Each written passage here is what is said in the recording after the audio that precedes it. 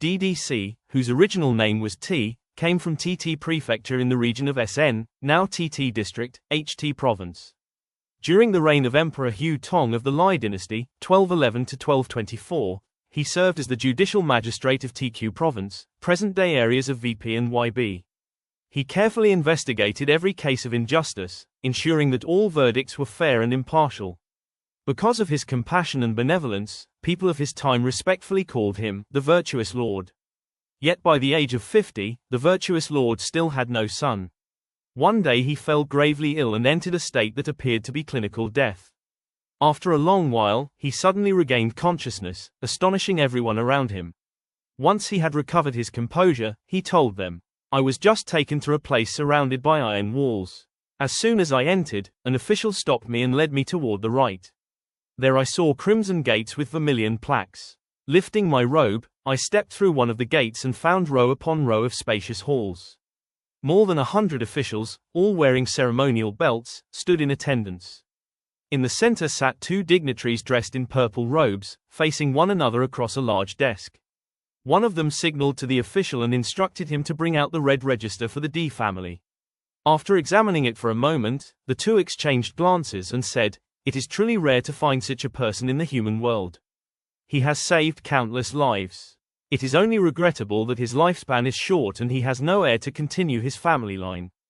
If a man of such virtue is not honored, how can others be encouraged to do good? We must report this to the Supreme Emperor.'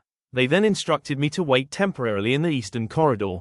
About half a day later, they summoned me again and said, 'Throughout your life you have been known as a truly kind and righteous man. The Supreme Emperor has praised your virtue and grants you a worthy son. Your life is also extended by 2 cycles, that is, another 24 years. Return now, and continue performing hidden acts of goodness. Never think that the unseen realm is unaware of what people do.'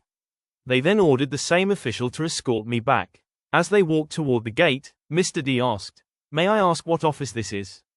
Who governs it, and what responsibilities does it oversee?'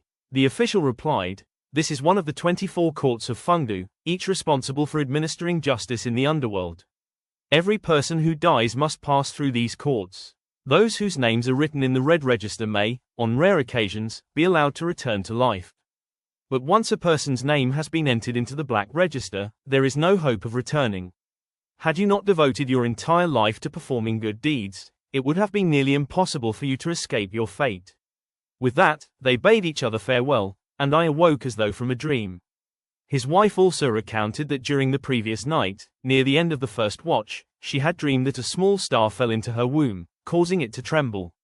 Soon afterward she became pregnant and, after a full term, gave birth to a son.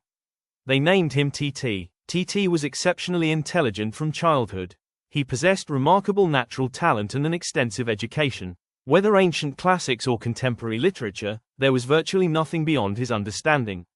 The Virtuous Lord rejoiced and thought to himself, "Now I finally have an heir to carry on my family line." From then on, he devoted himself to teaching his son upright principles and moral values. Exactly 24 years later, the Virtuous Lord passed away peacefully without illness, just as foretold. TT mourned him deeply, and everyone, both near and far, was moved by his passing. After completing the mourning period, TT devoted himself day and night to his studies without ever becoming idle. However, his family remained poor, barely able to make ends meet.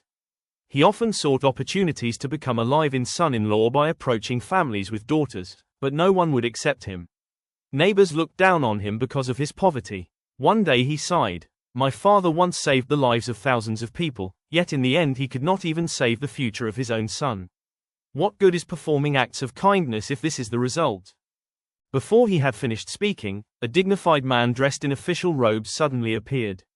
Introducing himself as Senior Official T, he bowed respectfully and said, "Long ago I received immense kindness from Lord D, a debt I have never been able to repay.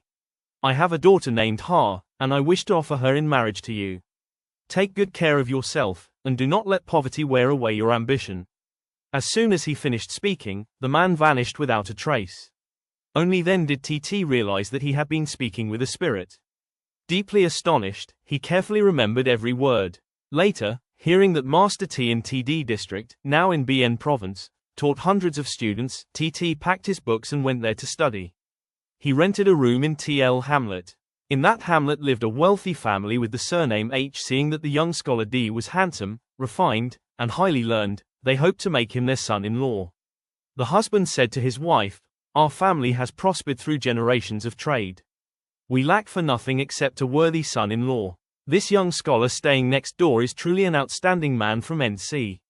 Judging by both his character and appearance, he is destined for great success. Our daughter has come of age, and there could be no better match for her." His wife readily agreed. The H family formally welcomed D into their home as a son-in-law, personally covering every expense for the wedding and celebration. D was overjoyed and deeply grateful. Yet in quiet moments he often sat alone, lost in thought, closing his books with a heavy sigh. One day his wife noticed and gently asked why he seemed troubled. He replied, "Years ago I encountered the spirit of a deceased official who told me that I would marry a woman surnamed T, named Ha. Yet I have now been fortunate enough to marry you and become the son-in-law of such an honorable family.